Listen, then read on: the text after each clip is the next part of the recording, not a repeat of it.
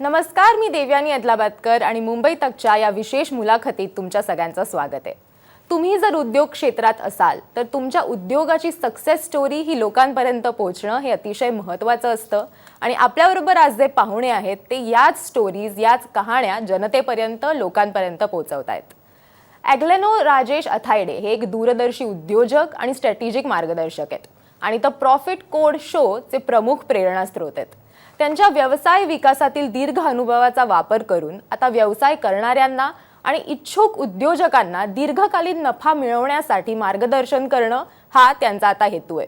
शोचे प्रवर्तक होस्ट म्हणून ॲग्लेनो राजेश हे या शोचे होस्ट असून उद्योग कौशल्य आणि नाविन्यपूर्ण धोरणांचा वापर करून ते एक प्रभावी मंच तयार करतायत, ज्याद्वारे ते जगातल्या विविध प्रेक्षकांसोबत यशस्वी कहाण्या आणि नफा निर्माण करणाऱ्या दृष्टिकोनांची माहिती शेअर करतायत। प्रेक्षकांना त्यांच्या क्षमतांची जाणीव करून देणं आणि टिकाऊ, फायदेशीर, नफा देणारा व्यवसाय निर्माण करण्यासाठी कोडद्वारे सक्षम करणं हे आता त्यांचं उद्दिष्ट आहे। तुमचं मुंबई तकच्या या शोमध्ये खूप खूप स्वागत आहे। माझा पहिला प्रश्न अर्थातच हा आहे की द प्रॉफिट कोड शो तयार करण्यामागे तुमची नेमकी प्रेरणा काय होती आणि याचा उद्दिष्ट काय होता? याच्या मागचा प्रेरणा हेच आहे की आपण ज्या लोकांनी यश प्राप्त केलेलं आहे व्यवसायाच्या मार्गाने, तर त्यांना समजून घेणं, त्यांच्या प्रोडक्टना समजून घेणं आणि त्यांच्या माइंडसेटना ऑब्झर्व करणं। म्हणजे आपण त्यांनी घेतलेले निर्णय, प्रोडक्ट कसं निवडलं, क्षेत्र कसं निवडलं, प्राइस पण कशा ठरवल्या, या शिकण्यासाठी मी हा शो क्रिएट केलेला आहे। आणि यावर येणारे जे उद्योजक असतील त्यातले काही निवडक उद्योजक जे मला जमतील त्यांच्याबरोबर मी इन्व्हेस्टमेंट करून त्यांच्या बिझनेसमध्ये देखील मी भाग घेऊ शकतो, अशा दृष्टिकोनातून क्रिएट केलेला हा प्लॅटफॉर्म आहे। अच्छा, द प्रॉफिट कोड शो हा खरं तर जसं तुम्ही म्हटलात की उद्योग क्षेत्रातल्या लोकांसाठीचा हा शो आहे, पण हा इतर शोजपेक्षा कसा वेगळा आहे? म्हणजे असे बरेच शोज असतात जिथे उद्योग क्षेत्राबद्दल बोललं जातं, पण हा शो नेमका कसा वेगळा आहे?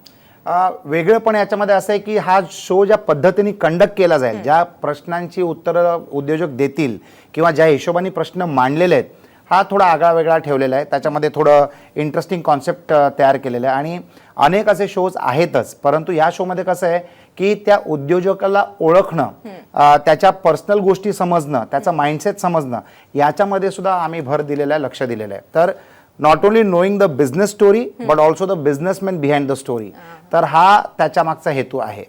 Getting personal with the entrepreneur, ज्या उद्योजकाला आपण बोलवतोय त्याच्याबद्दल अधिकात अधिक किती माहिती आपण काढू शकतो, हाचा हा प्रयत्न असणार आहे या शोवर। अच्छा, म्हणजे खूपच इंटरेस्टिंग खरं तर हा कॉन्सेप्ट आहे। प्रत्येक शोचा एक टार्गेट ऑडियन्स असतो, त्याच्यामुळे ह्या शोसाठी तुमचा ऑडियन्स कोण आहे? कुठल्या प्रेक्षकांना तुम्ही याच्यातनं कॅच करायचा प्रयत्न करता या शोसाठी? तर या शो मधनं दोन मार्ग आहेत माझे। एक तर जे उद्योजक जे उद्योग करतायत, that is my target audience, आणि या उद्योजकांचे जे कस्टमर बेस आहे, जे पूर्ण महाराष्ट्रामध्ये किंवा जगभरात असतील, तर अशा कस्टमर्स पर्यंत त्यांना पोहोचवायचं मी कार्य करतोय आणि उद्योजकांना माझ्यापर्यंत आणण्याचं कार्य करतोय। तर या शोच्या मार्फत माझे दोन उद्देश आहेत। एक तर या शोवर निवडून उद्योजकांना आणणं आणि माझ्याबरोबर बसवणं, आणि त्यांच्या उद्योगातले जे कस्टमर्स आहेत त्यांच्यापर्यंत ही माहिती पोहोचवणं। तर याचे अनेक फायदे होतील। एक तर असं आहे की लोकांना एक नवीन उद्योग समजेल किंवा तो उद्योग कसा घडतोय याच्याबद्दल, ज्याला आपण म्हणतो ना बिहाइंड द सीन्स, त्या गोष्टी समजतील आणि कस्टमर्सना समजणार की हे जे प्रोडक्ट आपण वापरतोय तर याच्या मागची स्टोरी काय, किंवा जे लोक कस्टमर नाही आहेत ते कस्टमर होतील, तर जे उद्योजक येतील त्यांचा फायदा होईल आणि ज्या उद्योजकांमध्ये मला व्हॅल्यू दिसेल अशा उद्योजकांबरोबर मी माझा व्यवसाय जोडून त्यांच्या व्यवसायाला अजून वेगाने वाढवायचा प्रयत्न करणार by becoming a venture investor or a venture capitalist in their business. तर हे माझे दोन उद्देश आहेत। अच्छा, म्हणजे पुढचा प्रश्न माझा हाच आहे की प्रत्येक एपिसोडची तुमची एक थीम असते, तर त्या थीम तुम्ही कशा निवडता हे आम्हाला थोडंसं सविस्तर समजावून सांगू शकाल का? आणि म्हणजे एखादा एपिसोड आपण जेव्हा विकसित करतो तर तो तुम्ही नेमका विकसित कसा करता? तर आम्ही जेव्हा पण माझी एक रिसर्च टीम आहे, तर ती रिसर्च टीम बऱ्याच क्षेत्रांवर रिसर्च करतात। रिसर्च केल्यानंतर जो उद्योजक निवडला जातो तर त्या उद्योजक बद्दल आम्ही रिसर्च पण करतो, त्याच्या प्रोडक्ट बद्दल, त्याच्या कंपनी बद्दल, त्याच्या स्ट्रॅटेजीज बद्दल, त्याच्या कॉम्पिटिशन बद्दल, हा सगळा अभ्यास केल्यानंतर त्या उद्योजकला आम्ही इन्व्हाइट करतो आमच्या शोवर आणि त्या शोवर आम्हाला इन्व्हाइट केल्यानंतर आणि त्या शोवर त्यांना इन्व्हाइट केल्यानंतर आम्ही हा शो कंडक्ट करतो आणि नंतर हा शो टेलिकास्ट केला जातो. तर उद्देश एकच आहे की तो उद्योग काहीतरी आगळावेगळा असला पाहिजे, तो उद्योजक काहीतरी आगळावेगळा असला पाहिजे, त्याचा स्क्रीनवरचं कॉन्फिडन्स पण असलं पाहिजे, त्याचा प्रोडक्ट काहीतरी नॉवेल्टी असलं पाहिजे. म्हणजे जे रेग्युलर उद्योजक असतात किंवा जे रेग्युलर उद्योग असतात त्यांना आम्ही निवडत नाही, युनिकनेसना आम्ही फोकस करतो ज्यांनी कॅटेगरी क्रिएट केलेली आहे.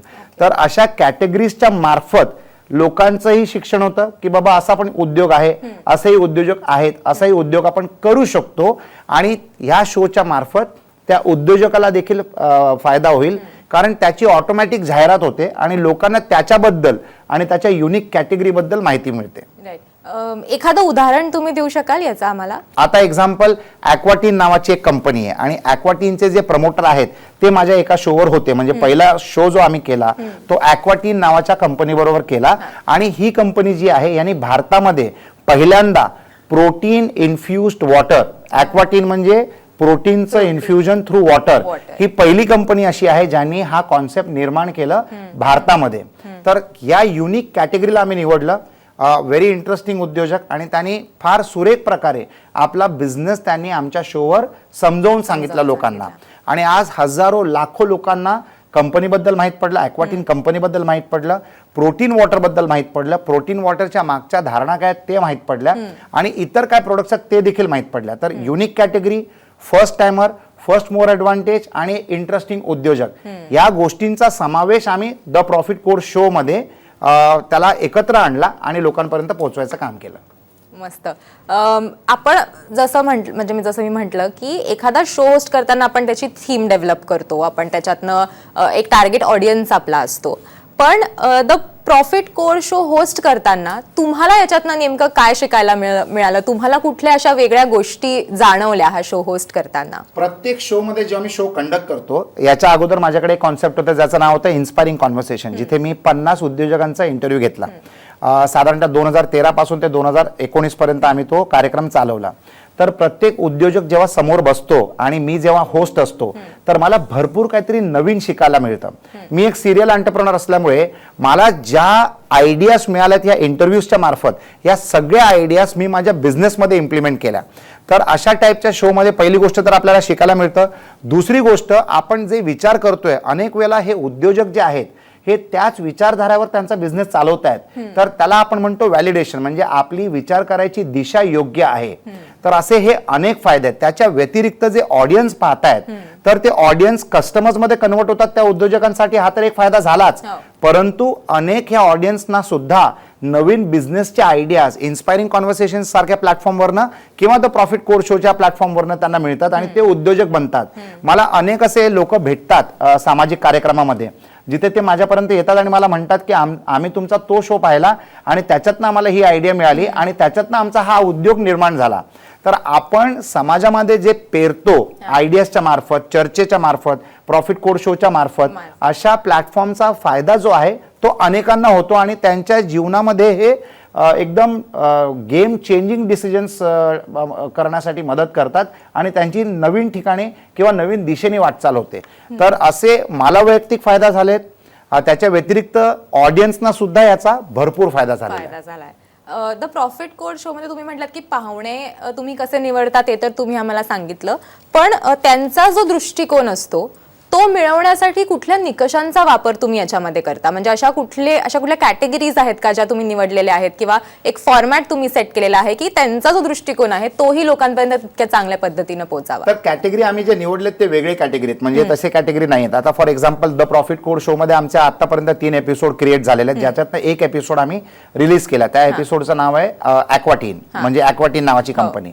त्याच्यानंतर दुसरी कंपनी आम्ही जी शूट केली त्याचं नाव आहे द बेडिंको.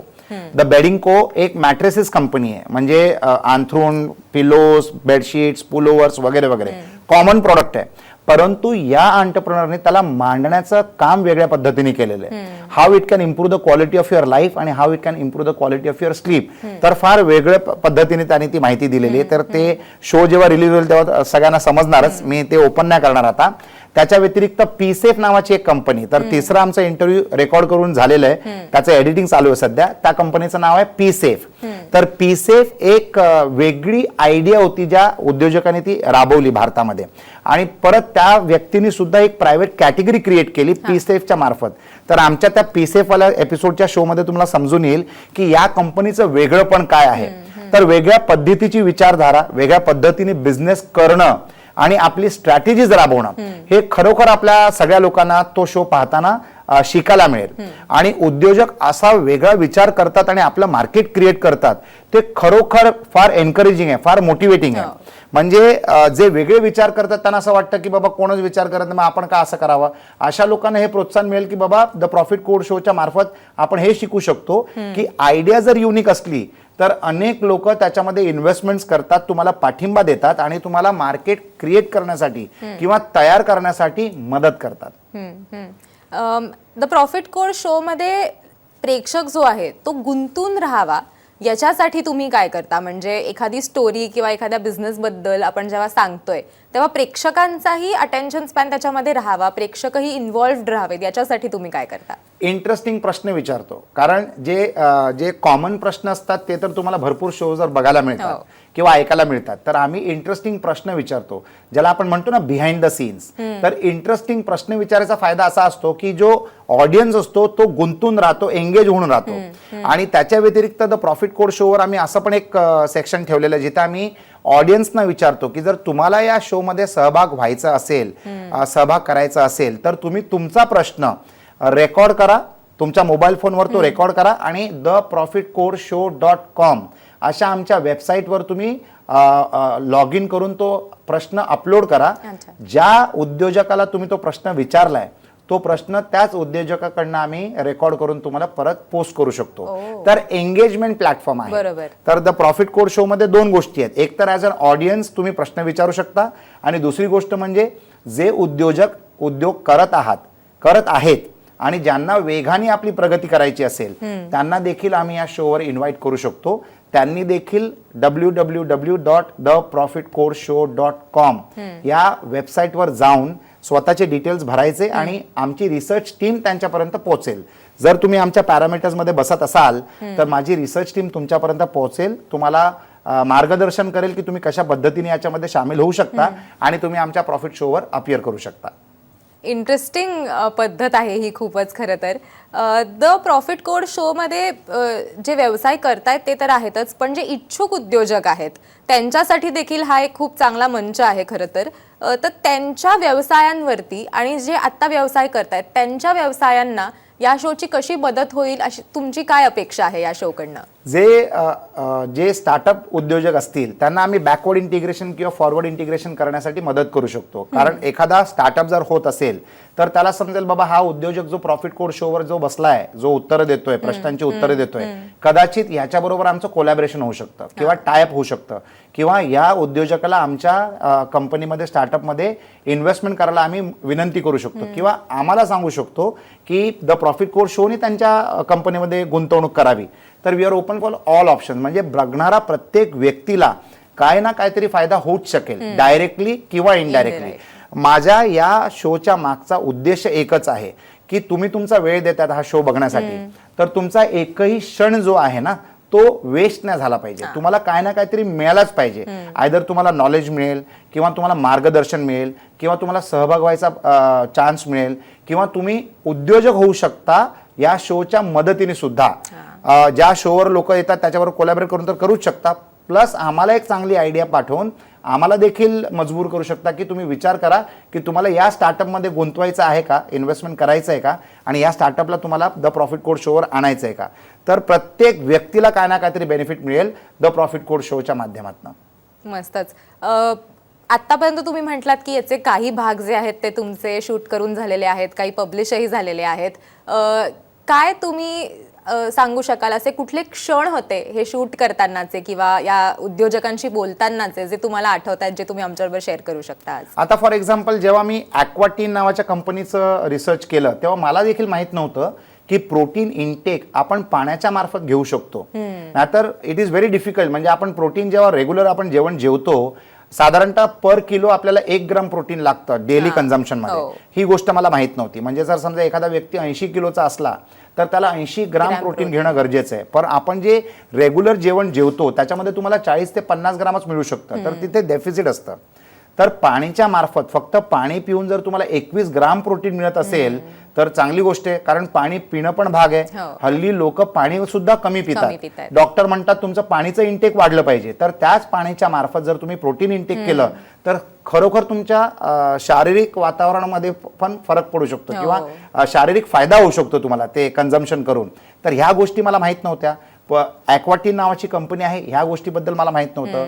किंवा पी सेफच्या मागची स्टोरी काय आहे ती मला माहित नव्हती. तर असे अनेक नवीन गोष्टी मला देखील समजल्या. द प्रॉफिट कोड शोचा प्रमोटर असल्याचा हा एक फायदा आहे की तुम्हाला समजायचं अगोदर मला समजतं. तर that is one first mover advantage. परंतु एव्हरी एपिसोड मध्ये मला काय ना काहीतरी नवीन शिकायला मिळतं आणि काय ना काहीतरी नवीन आढळतंय. आणि एवढं इंटरेस्टिंग आणि एक्साइटिंग ही जर्नी आहे ना की खरोखर फार मजा येते. Every episode is a new world opening. Absolutely. म्हणजे नवीन लोकांना भेटणं हे तर एक आहेच, नवीन स्टोरीज करणं हे तितकंच महत्वाचं आहे. पण एखादा शो आपण जेव्हा तयार करत असतो तो शो तयार करताना आपल्याला काही काही आव्हानं येतात. तशी आव्हानं तुमच्या पुढे कुठली आली होती हा शो तयार करत असताना आणि मग तुम्ही त्याच्यावर मात कशी केलीत? सुरुवातीला जेव्हा तुम्हाला निवडायचं असतं ना उद्योजक तेव्हा तुम्हाला समजतं की बाबा हे उद्योजक कोण असतील, कसं असतील. आमची रिसर्च क्रायटेरिया मला रिट्यून करावी लागली. शो सुरू व्हायच्या अगोदर 3 महिन्या अगोदर आम्ही हा रिसर्चचा कार्यक्रम सुरू केला आणि माझी एक पूर्ण डेडिकेटेड टीम रिसर्च करता करता शोधायला लागली. आणि त्याच्यानंतर शॉर्टलिस्ट करणं देखील एक प्रक्रिया आहे. कारण हे शॉर्टलिस्ट करताना तुम्हाला 100 कंपन्यांचं नाव येतं. त्या 100 कंपनीजमधनं तुम्हाला 2 निवडायचे असतात किंवा 3 निवडायचे असतात. That also is a challenge. मग ते पॅरामीटर्स सेट करावे लागले. मग त्या पॅरामीटर्स प्रमाणे 100च्या ठिकाणी आता माझ्याकडे फक्त 10ची लिस्ट येते. 90 माझी टीमच फिल्टर करून घेते. मग त्या 10 मधनं मी 1 किंवा 2 निवडतो. कारण बरेच पॅरामीटर मॅच करायचे असतात. अनेक उद्योजकांचा बिझनेस प्लॅन चांगला असतो पण ते एक्सप्रेसिव्ह नसतात किंवा त्यांना सिक्रेटिव्ह राहायचंय. तर जे सिक्रेटिव्ह लोक असतील त्यांना मी शोवर आणू शकत नाही. कारण जर त्यांनी सिक्रेट डिक्लेअर नाही केले तर लोक शिकणार कुठून. तर अशा अनेक अडचणी आम्हाला आले आणि आता आम्ही त्याचा फॉर्मॅटच बनवलेला आहे. म्हणजे ज्या गोष्टी तुम्हाला दुसऱ्यांदा कराव्या लागतात ना त्या गोष्टींना ऑटोमेट करणं गरजेचं असतं. तर एक लर्निंग कर्व झाल्यानंतर मी एक प्रोसेस डॉक्युमेंट बनवला. SOP ज्याला आपण म्हणतो, स्टँडर्ड ऑपरेटिंग प्रोसिजर. तर त्या स्टँडर्ड ऑपरेटिंग प्रोसिजरच्या मार्फत आज माझा कामाचं ओझं कमी झालंय. मला आता 100 लोकांची लिस्ट वाचायची गरज लागत नाही. मी फक्त 10च वाचतो. मग त्याच्यानंतर त्यांचं व्हिडिओ प्रेझेन्स मी पाहतो. त्यांनी अनेक प्लॅटफॉर्म्सवर जे टॉक दिलेत त्या टॉक्सची क्वालिटी मी पाहतो. कारण आपण जेव्हा ऑडियन्सचा वेळ घेतो त्यांच्या अटेन्शनच्या मार्फत तेव्हा आपली ही मॉरल रिस्पॉन्सिबिलिटी बनते की जो पाहतोय कार्यक्रम त्याचा वेळ वेस्ट गेला नाही पाहिजे, त्याचं अटेन्शन वेस्ट नाही गेलं पाहिजे. तर तुम्हाला जेवढी इंटरेस्टिंग कहाणी त्यांना सांगू शकता येते तेवढी चांगली कहाणी सांगणं फार गरजेचं आहे. तर ह्या एक एपिसोडच्या करण्यामागे अनेक लोक गुंतून असतात. अनेक तासांचं रिसर्च असतं, भरपूर मेहनत असते आणि त्याच्यानंतर एक क्वालिफाईड, एडिटेड, व्हेरीफाईड शो तुमच्या समोर मांडला जातो. ॲब्सोल्युटली. एखादा शो म्हणजे तयार करणं जसं तुम्ही म्हटलात की अनेक आव्हानं तर आपल्यासमोर येतच असतात. पण आता तुमचा शो सुरू झालाय, याच्यामध्ये आता उद्योजक येत आहेत, तुम्ही त्यांच्या स्टोरीज लोकांपर्यंत पोहोचवताय, त्या सांगताय. तुम्हाला प्रेक्षकांकडनं काय प्रतिक्रिया मिळाला याबद्दल, त्यांचा अभिप्राय काय होता आणि त्याचा परिणाम पुढच्या एपिसोड्सवरती तुम्ही करून घेणार आहात का, किंवा काही पुढच्या एपिसोड्समध्ये काही बदल तुम्ही करायचे ठरवलेले आहेत का या अभिप्रायावरून? तर अनेक मित्रांनी आणि अनेक ऑडियन्सनी मला मेसेजेस टाकलेत, इंस्टाग्रामवर रिप्लाय दिलेले आहेत, प्रायव्हेट मेसेजिंग केलं आहे. माझे एक ओळखीचे आहेत IAS अधिकारी आहेत, त्यांनी तर एक लांब लचक फीडबॅक दिलेलं आहे की तुम्ही या हिशोबाने जर कॅमेरामध्ये पाहिलं तर अजून इंटरेस्टिंग वाटेल.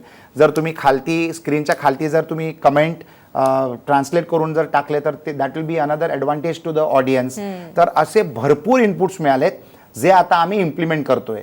किंवा कॅमेराकडे कसं बघायचं, किंवा तुम्ही असं बघताना तुमची ही चूक झाली. तर ह्या ज्या इनपुट्स आले त्या इनपुट्समुळे माझं 3रं एपिसोड जे आहे ना ते पहिल्या आणि दुसऱ्यापेक्षा चांगलं असणार आहे. आणि obviously learning is a continuous process. तर माझा 4थं विल बी बेटर दॅन 3रं, माझा 5वं will be better than 4थं.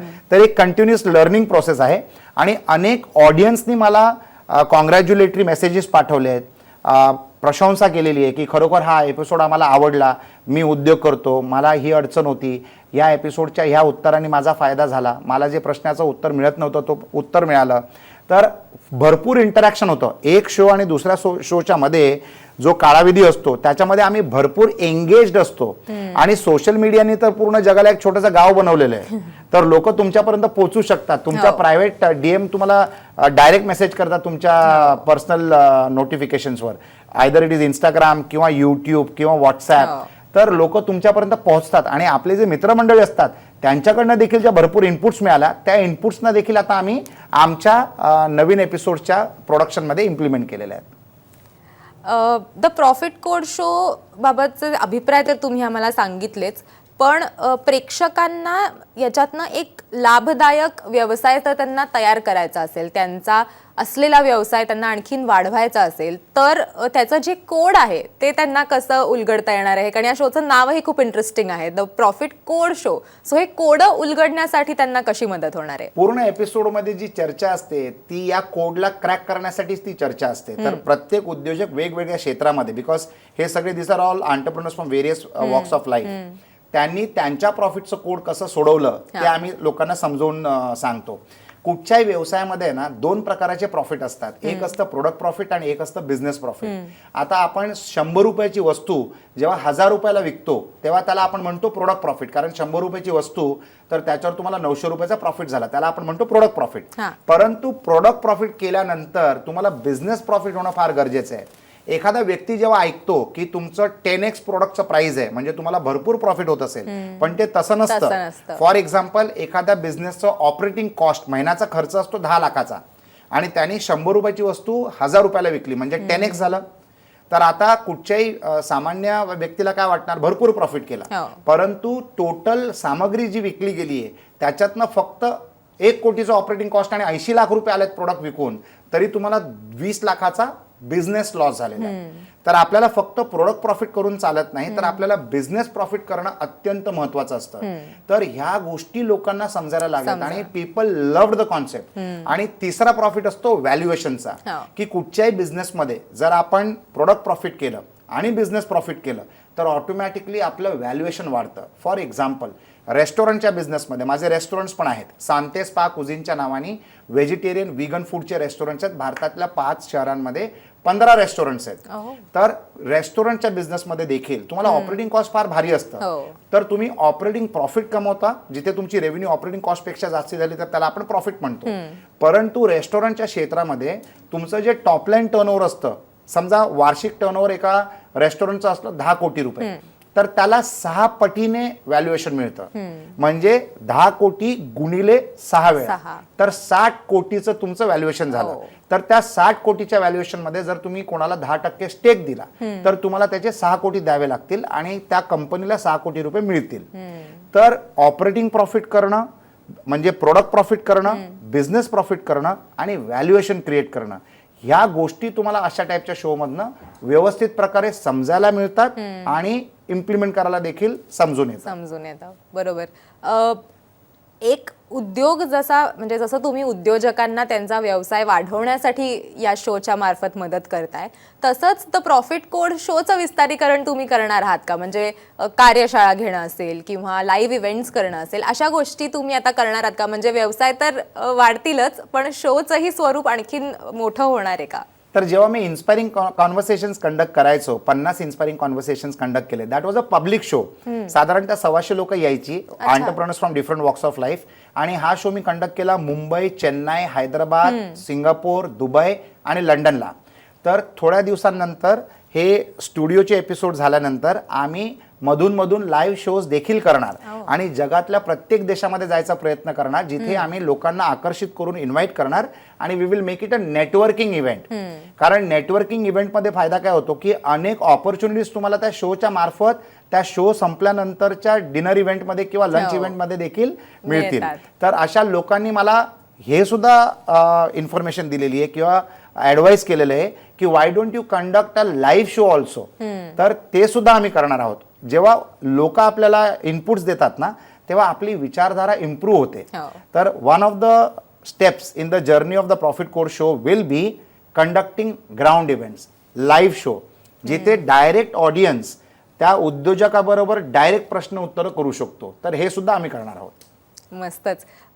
The profit code शोचं यशाचं मोजमाप तुम्ही नेमकं कसं करताय? त्याच्यासाठी तुमचे काही निकष आहेत का, किंवा तुमचे त्याच्याबद्दलचं तुमचं एम काय आहे या यशाच्या मोजमापाचं? आणि दुसरं म्हणजे भविष्यातली तुमची उद्दिष्ट काय आहेत या शो बरोबरची? मला या शो बरोबर एकच करायचंय की चांगल्या उद्योजकांना जगापर्यंत दाखवायचंय, पहिली गोष्ट.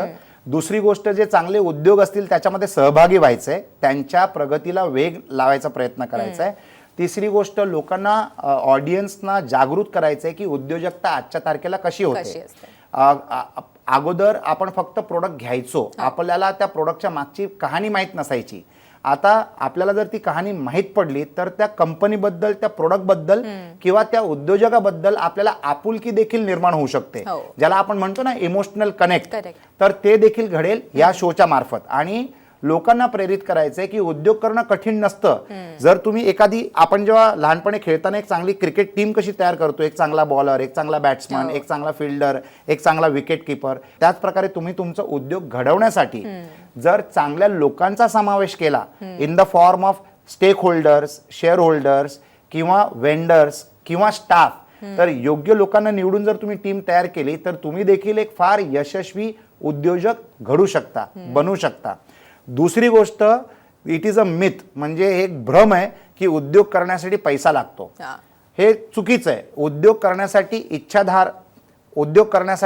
लागते, इच्छाशक्ती लागते, सेल्फ कॉन्फिडन्स लागतं, जबरदस्त नॉलेज लागतं ज्या क्षेत्रामध्ये तुम्हाला उद्योग करायचा त्या क्षेत्रामध्ये. आणि तुमच्या अवतीभोवती एवढ्या सगळ्या रिसोर्सेस आहेत की त्या सगळ्या रिसोर्सेसना एकत्रित आणून जोडणं ही जी कला आहे ती कला तुम्हाला आली पाहिजे. जर तुम्हाला ही कला आली तर तुम्ही देखील उद्योजक बनू शकता. येणाऱ्या वर्षांमध्ये जॉब मिळणं कठीण राहणार आहे, पण जॉब करताना लोकांना इंट्राप्रेनर्स बनायचा चान्स मिळेल. What is इंट्राप्रेनर्स?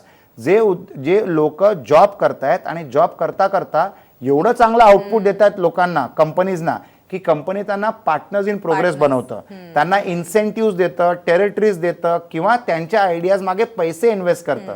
तर इंट्राप्रेनर्सचा पण हा जमाना सुरू होणार आहे. तर मला असं वाटतं की द प्रॉफिट कोड शोच्या मार्फत या सगळ्या ऑप्शन्स तुमच्या मनामध्ये ओपन झाल्या पाहिजेत किंवा तुमच्या डोक्यामध्ये आले पाहिजेत की बाबा मी हे करू शकतो आणि हे डिफिकल्ट नाही आहे, फार सोपं आहे करणं. आणि यू बिकम मोर रिस्पॉन्सिबल. जेव्हा तुम्ही एंटरप्रेनर बनतात किंवा इंट्राप्रेनर बनतात तर तुम्ही जास्ती रिस्पॉन्सिबल बनतात, तुम्ही चांगले कष्ट करायला लागतात आणि तुमची अपेक्षा देखील लोकांकडनं अशी असते की त्यांनी देखील तुमच्या या जर्नीमध्ये सहकार्य करावं.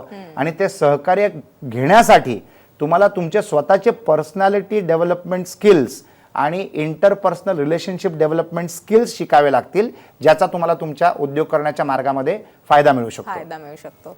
द प्रॉफिट कोड शो करताना एक शेवटचे एक 2 प्रश्न मी फक्त घेते की ह्या शोमध्ये तुम्हाला कुठला असा एक महत्त्वाचा सल्ला आहे जो तुम्हाला लोकांशी शेअर करायला आवडेल, जे उद्योग क्षेत्रात आहेत आणि जे उद्योग क्षेत्रात पाऊल टाकतायत अशा दोघांसाठी सुद्धा?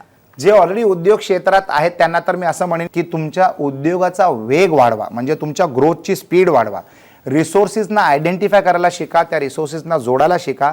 प्रत्येक रिसोर्स तुमच्या स्वतःचा असला पाहिजे हे चुकीचं आहे. तुम्ही रिसोर्स पे पर यूज या कॉन्सेप्टच्या मार्फत तुम्ही जोडू शकता आणि तुमची प्रगती करू शकता. कोलॅबरेटिव्ह माइंडसेट करा. कोलॅबरेटिव्ह माइंडसेटमध्ये तुम्ही योग्य लोकांबरोबर पार्टनरशिप करा, भागीदारी करा. इट्स नॉट पार्टनरशिप, कोलॅबरेट करा आणि तुम्ही ग्रोथ करा. फक्त भारत देशाकडे मार्केट म्हणून बघू नका, तर पूर्ण जग आपलं मार्केट कसं बनू शकतं याच्यावर भर द्या आणि लक्ष द्या. हे झालं एक्झिस्टिंग उद्योजकांसाठी. जे स्टार्टअप करण्याची विचार करतायत तर त्यांनी विचार करणं बंद करा आणि ॲक्शनमध्ये या. कारण पाण्यात उडी मारल्यानंतर तुम्ही पोहायला देखील शिकू शकता, परंतु वेळ घालवू नका. द ओनली रिसोर्स जे आपण जीवनामध्ये विकत घेऊ शकत नाही दॅट इज युअर टाईम. तर जास्ती टाईम घालवू नका. तुम्ही अनुभव घ्या, कोणाकडे तरी कुठच्या तरी कंपनीमध्ये पार्टनरशिप घ्यायचा प्रयत्न करा, म्हणजे तुम्हाला चांगली सुरुवात मिळू शकते आणि नंतर त्या व्यवसायाला तुम्ही मोठं करा. कदाचित तुम्ही समोरच्याची पार्टनरशिप देखील विकत घेऊ शकता. It is all about value creation, valuation आणि स्टेक बाईंग. तुम्ही सुरुवात छोट्या स्टेकनी करू शकता आणि नंतर तुम्ही मोठा स्टेक देखील घेऊ शकतात. बिझनेस करणं अत्यंत सोपं आहे. You need to be strategic आणि you need to time it well. एक शेवटचा प्रश्न मी घेते, कारण मला वाटतं की सगळ्या युवांसाठी, तरुणांसाठी हा खूप महत्त्वाचा प्रश्न आहे, ज्यांना उद्योग क्षेत्रात यायचं आहे किंवा जे आलेले आहेत पण आता वेग कसा वाढवावा हे त्यांना कळत नाहीये.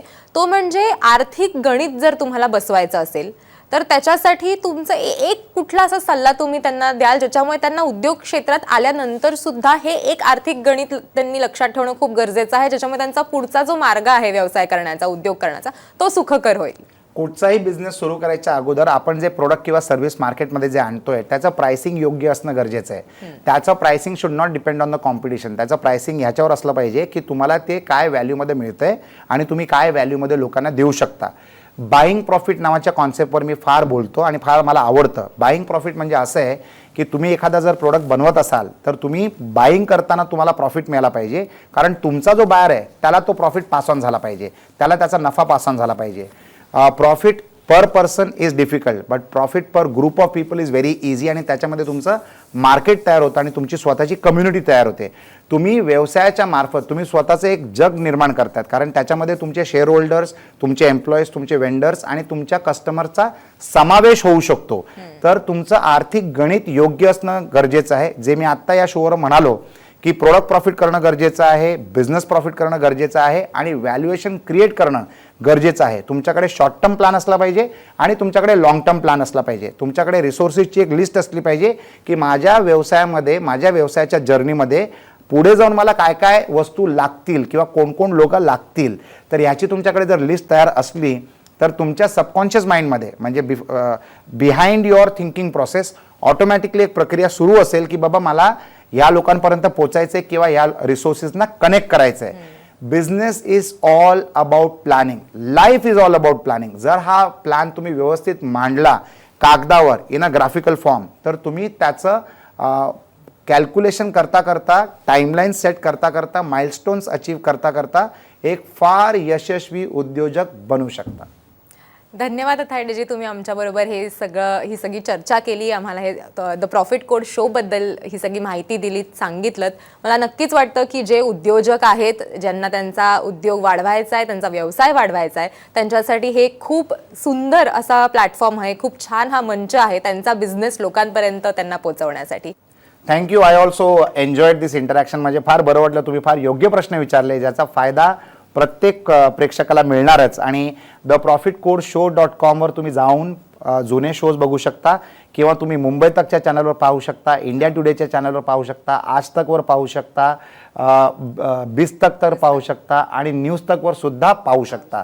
तर उद्योजकांसाठी हा सगळ्यात मोठा फायदा असा सुद्धा असू शकतो आणि आहे की जे उद्योजक द प्रॉफिट कोड शोवर येतील त्यांच्याबरोबर झालेला हा एपिसोड एवढ्या सगळ्या माध्यमांवर पोस्ट केला जाणार आहे किंवा विजिबल होणार आहे, ज्याचा फायदा त्या उद्योजकाला देखील होऊ शकेल.